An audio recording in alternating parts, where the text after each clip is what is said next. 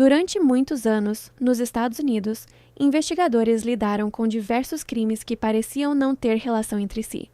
Assaltos a banco em estados diferentes, incêndios criminosos em pequenas cidades, desaparecimentos que nunca eram totalmente esclarecidos. Na época, ninguém imaginava que parte desses acontecimentos poderia estar ligada a uma única pessoa.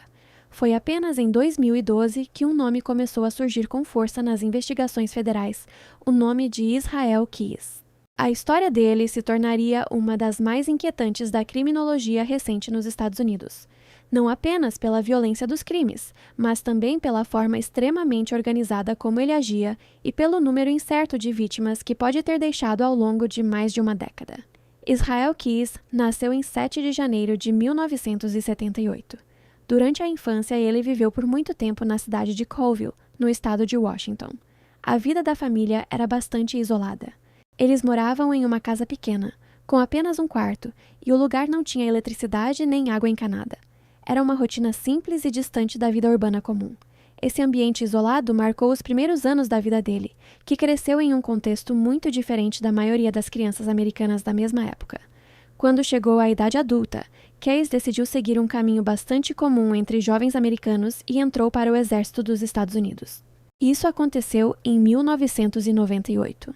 Ele serviu no 1º Batalhão e passou por diferentes bases militares ao longo do período em que esteve nas Forças Armadas. Entre os lugares onde atuou estavam Fort Lewis, Fort Hood e também uma base militar no Egito. Durante esse tempo, ele recebeu algumas condecorações e prêmios relacionados ao seu serviço militar, o que indicava que cumpria suas funções de maneira considerada satisfatória dentro da instituição. Pessoas que conviveram com ele durante esse período descreveram seu comportamento como reservado. Segundo relatos de colegas do quartel, ele não costumava falar muito sobre sua vida pessoal e parecia guardar muitos pensamentos para si. Alguns também mencionaram que ele tinha o hábito de beber bastante nos finais de semana. Em 2001, depois de alguns anos servindo no exército, Israel Keyes deixou a carreira militar e voltou para a vida civil. Depois de sair das Forças Armadas, ele passou a trabalhar como carpinteiro e empreiteiro. Esse tipo de trabalho permitia que ele se deslocasse com frequência por diferentes regiões dos Estados Unidos. Ele viajava muito, mudava de cidade com certa facilidade e frequentemente alugava carros para percorrer grandes distâncias. Durante muito tempo, essa rotina não chamou a atenção de ninguém. Foi apenas depois de sua prisão que investigadores começaram a entender que muitas dessas viagens estavam ligadas a crimes cometidos ao longo de vários anos. De acordo com depoimentos que ele próprio deu durante interrogatórios conduzidos pelo FBI, os primeiros assassinatos teriam ocorrido ainda no estado de Washington. Ele afirmou que matou pelo menos 4 pessoas naquele estado. No entanto, muitos desses casos continuam sob investigação, porque ele nunca revelou detalhes suficientes para que todas as vítimas fossem identificadas com certeza. As autoridades acreditam que os crimes cometidos por Keyes começaram no final da década de 90 ou no início dos anos 2000 e continuaram por mais de uma década. Durante esse período, ele teria cometido diversos delitos, incluindo roubos, incêndios criminosos e assaltos a banco. Segundo informações divulgadas por investigadores, ele utilizava parte do dinheiro obtido nesses crimes para financiar suas viagens. Uma das características que mais chamou a atenção dos agentes federais foi o nível de planejamento que ele demonstrava.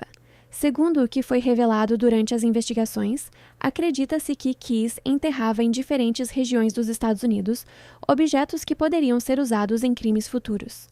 Esses conjuntos ficaram conhecidos como kits de assassinato. Eles podiam incluir armas, cordas, baldes, lonas e outros materiais que poderiam facilitar sequestros ou homicídios. Ele enterrava esses itens em áreas isoladas e depois voltava anos mais tarde para utilizar o material quando decidia agir naquela região. Outra prática que ele descreveu durante os interrogatórios foi a invasão de propriedades. Ele contou aos investigadores que invadia casas, fazendas e estabelecimentos comerciais. Em alguns casos, também teria invadido igrejas. Segundo suas próprias declarações, ele chegou a entrar em cerca de 30 residências ao longo dos anos. Em algumas situações, acredita-se que ele tenha provocado incêndios criminosos para destruir evidências de homicídios. Entre os crimes que ele confessou está o assassinato de um casal chamado Bill Currier e Lorraine Currier. O crime aconteceu em 8 de junho de 2011 na cidade de Essex, no estado de Vermont.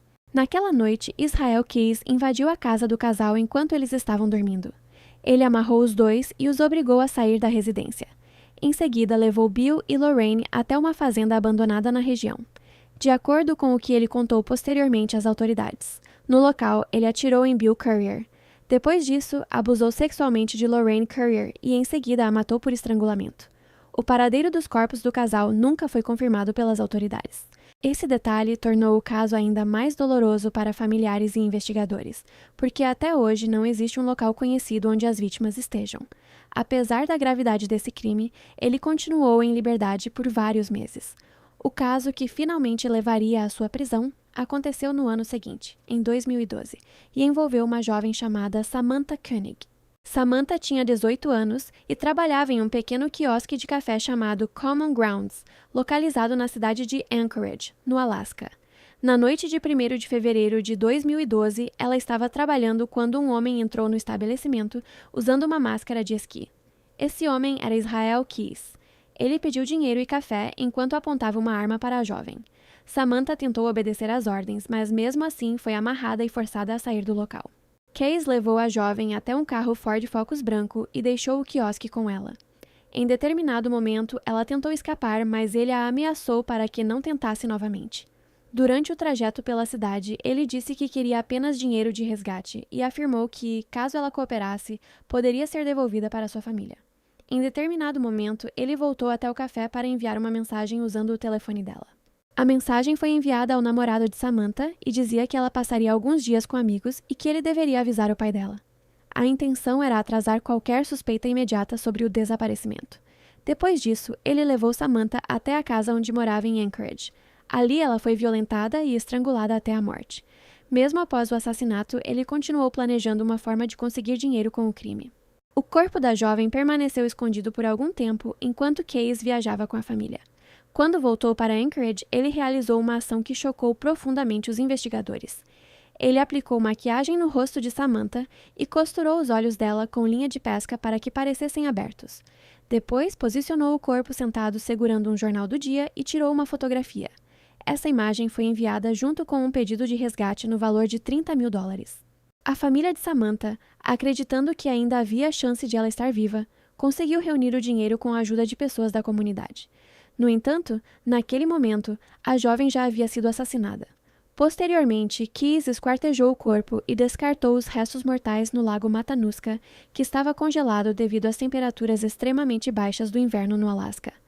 O erro que acabou levando à sua captura foi o uso do cartão de débito da própria vítima. As autoridades conseguiram rastrear as transações feitas com o cartão em diferentes estados. Esse rastro levou os investigadores até Israel Keyes. Ele foi preso no dia 13 de março de 2012 na cidade de Lufkin, no Texas. No momento da prisão, ele ainda estava com o cartão bancário de Samantha e também com a máscara e a arma utilizadas durante o sequestro. Depois de ser levado para o Alasca, ele passou por uma série de interrogatórios conduzidos por agentes do FBI. Durante essas conversas, ele confessou diversos crimes, mas também demonstrou um comportamento bastante calculado.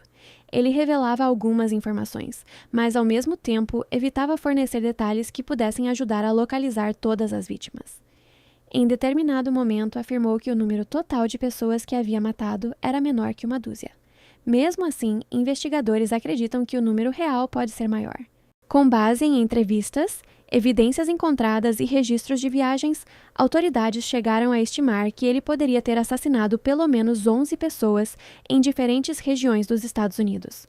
Mesmo preso, Israel Keyes continuou sendo uma figura difícil de entender.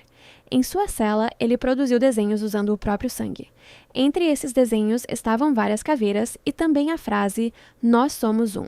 Esses elementos foram analisados pelas autoridades, que tentaram interpretar se poderiam representar o número de vítimas ou algum tipo de mensagem simbólica. Durante o período em que esteve preso, ele também escreveu uma carta de suicídio com formato semelhante ao de um poema. O texto era enigmático e não revelava diretamente novas informações sobre os crimes. Enquanto aguardava julgamento pelo assassinato de Samantha Koenig, Israel Keyes tirou a própria vida dentro da prisão. Ele estava detido no Complexo Correcional de Anchorage e foi encontrado morto em sua cela no dia 2 de dezembro de 2012. Segundo as autoridades, ele se automutilou e depois se enforcou. A morte dele encerrou o processo criminal que estava em andamento, mas não colocou fim às investigações. Agentes federais afirmaram que continuariam analisando casos não resolvidos sempre que existisse a possibilidade de ligação com Israel Keys. Isso porque, ao longo de muitos anos, ele viajou por diversos estados e cometeu crimes em lugares muito distantes uns dos outros. Até hoje existem perguntas que permanecem sem resposta. Muitas das vítimas que ele mencionou nunca foram identificadas, e alguns crimes continuam sem solução definitiva. O caso de Israel Keys acabou se tornando um exemplo perturbador de como um criminoso extremamente organizado conseguiu agir durante anos em diferentes partes do país antes que as autoridades finalmente conseguissem descobrir quem ele era.